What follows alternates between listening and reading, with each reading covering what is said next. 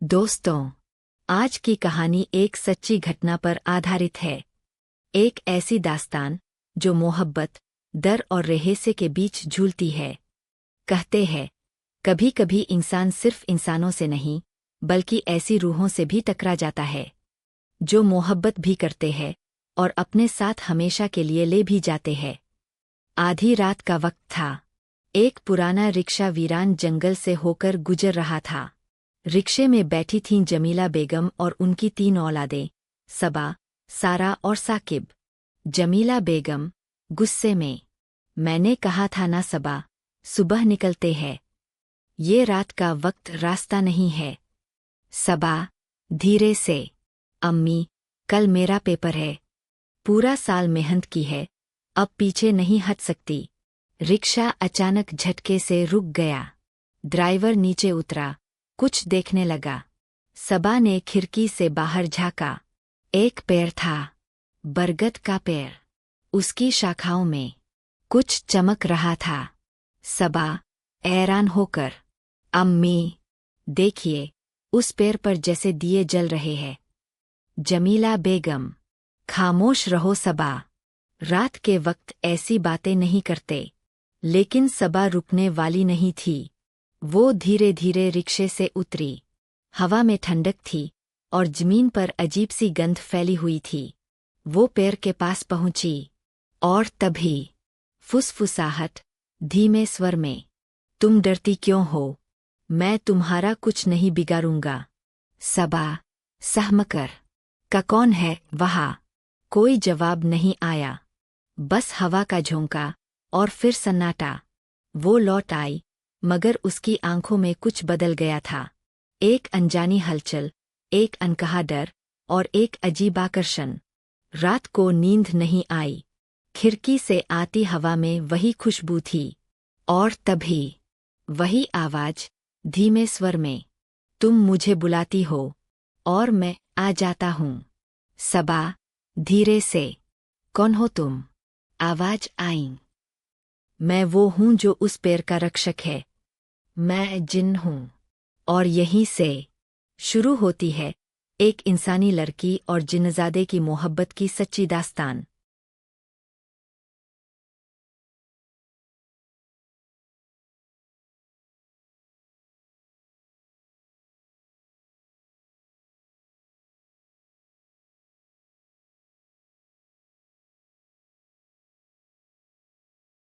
रात के 3 बज चुके थे।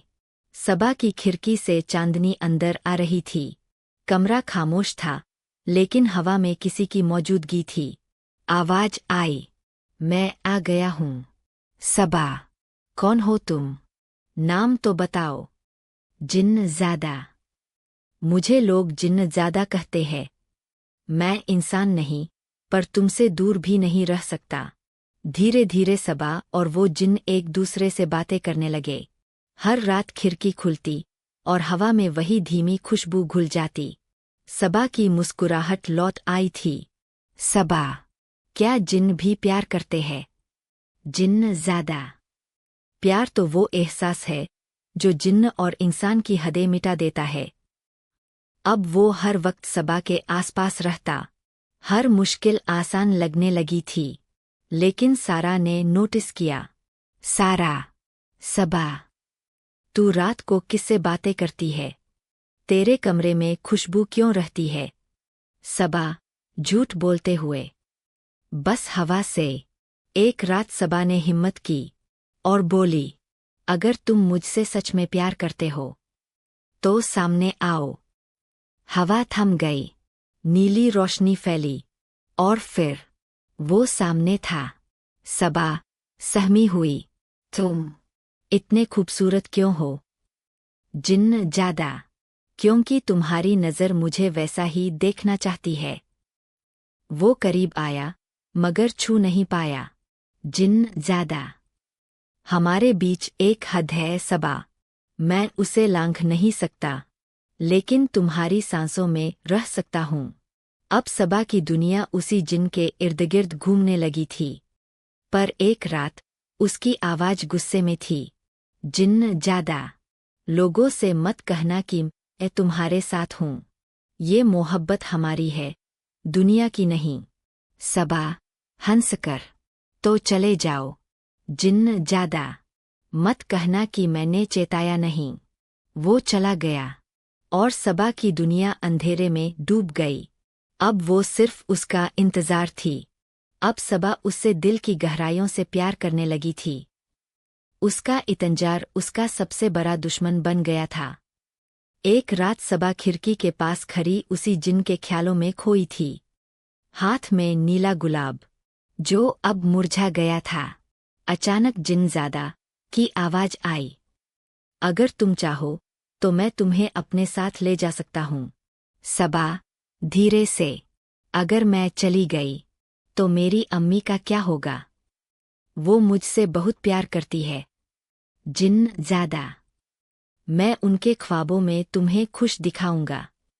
सबा ने आंखें बंद कीं और बोली, चलो उसी बरगद के नीचे चलते हैं जहां से सब शुरू हुआ था। बरगद के नीचे नीली रोशनी फैलने लगी। सबा ने जिन का हाथ थामा, ठंडक उसकी रगों में दौड़ गई। जिन ज़्यादा, अब तुम्हारी रूह मेरी होगी और मेरा वजूद तुम्हारा। और तभी हवा चीखने लगी, जमीन कांपने लगी और फिर सब कुछ शांत हो गया।